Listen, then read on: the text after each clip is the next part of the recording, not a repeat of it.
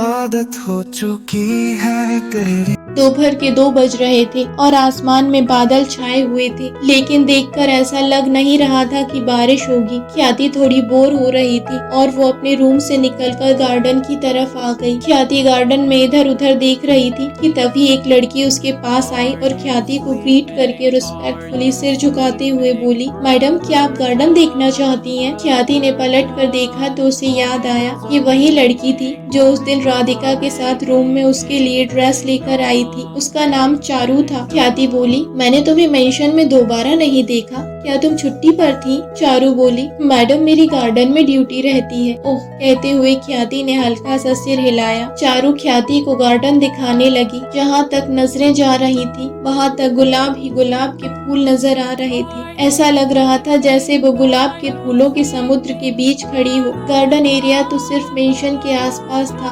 बाकी पीछे तो पूरा फूलों का फार्म था। पीछे एक बड़ा सा ग्रीन हाउस बना हुआ था। ख्याति ने पूछा, उसमें क्या है? चारू बोली, मैडम फॉरेन से कुछ इम्पोर्टेंट प्लांट मंगाए थे, उन्हीं को इसमें उगाया जाता है। ख्याति फूल देख रही थी तभी चारू पीछे से गायब हो गई। कुछ देर बाद जब वो लौट कर आई तो उसके हाथों में रंग बिरंगे गुलाबों का बड़ा सा बंच था। उसने ख्याति की तरफ बढ़ाते हुए कहा, मैडम ये आपके लिए। ख्याति ने फूल लिए और उन्हें हल्का सा सूंघते हुए बोली, थैंक यू सो मच, ये फूल बहुत खूबसूरत है। चारू एकटक ख्याति को देख रही थी। उसने पहले कभी ख्याति जैसी खूबसूरत लड़की नहीं देखी थी। उसने कहा, मैडम आप भी बहुत खूबसूरत हो, इन फूलों से भी ज्यादा। चारू की बात सुनकर ख्याति थोड़ी शर्मा गई और उसके गाल ब्लश करने लगे। चलते चलते वो दोनों झील के पास आ गए। झील में भी बहुत सारे कमल के फूल खिले हुए थे। ख्याति को बहुत हैरानी हुई। उसने सोचा, क्या सरवुज सच में फूलों का इतना दीवाना है? सरवुज का एस्टेट बहुत खूबसूरत था। यहाँ गोल्फ कोर्स से लेकर horse riding track, jumping, rock climbing और भी ना जाने कितने एडवेंचरस एक्टिविटीज का अरेंजमेंट था। चारू ने जब ख्याति के फेस पर एक्साइटेड एक्सप्रेशन देखे तो बोली, मैडम एस्टेट में एक भूल भुलैया भी है। ख्याति की हैरानी से आंखें फैल गई। वो स्माइल करते हुए बोली, अरे वाह, चलो देखते हैं, मैं सच में उसे देखना चाहती हूँ। अब चारू को थोड़ा अफसोस होने लगा था।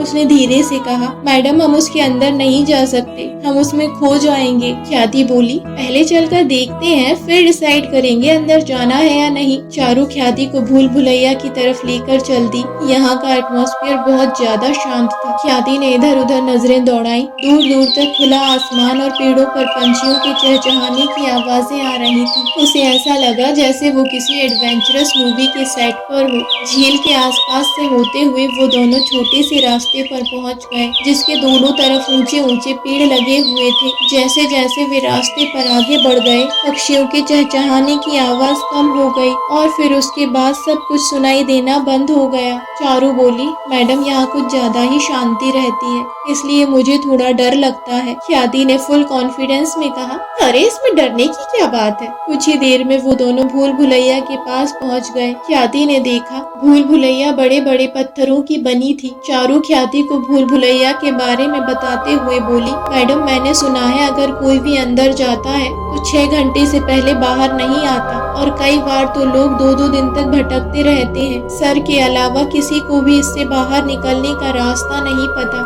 इसलिए हम उसके अंदर नहीं जा सकते। चलिए हम वापस चलते हैं। ख्याति ने आसपास देखा और बोली, चलो हम अंदर चलते हैं, हम दोनों मिलकर रास्ता खोज लेंगे। चारू ने ना में सिर हिलाया और बोली, मैडम अगर सर को पता चल गया कि मैं आपको लेकर यहाँ आई हूँ तो शायद वो मुझे जिंदा नहीं छोड़ेंगे। ख्याति बोली, लेकिन मुझे इसे अंदर से देखना है। चारू ने अपनी रिस्ट वॉच की तरफ देखते हुए कहा, मैडम 3 बज गए हैं, अगर हम अभी गए और जल्दी नहीं आ पाए तो रात हो जाएगी, हम फिर किसी दिन यहाँ आएंगे। ख्याति ने कुछ भी नहीं कहा और चारू के पीछे चलने लगी। कुछ कदम चलने के बाद जब चारू ने अपने पीछे किसी के आने की आवाज नहीं सुनी तो उसने पलट कर देखा और वो शॉक्ड रह गई। ख्याति पहले ही भूल भुलैया के अंदर जा चुकी थी। चारू पैनिक होकर जोर जोर से चिल्लाने लगी, मैडम मैडम प्लीज बाहर आ जाइए, मैडम प्लीज। लेकिन ख्याति की आवाज उसे सुनाई ही नहीं दी। चारू की हालत खराब हो गई। अब उसे ख्याति को भूल भुलैया के बारे में बताने पर अफसोस हो रहा था। वो बहुत देर तक बाहर बैठी बैठी देखती रही।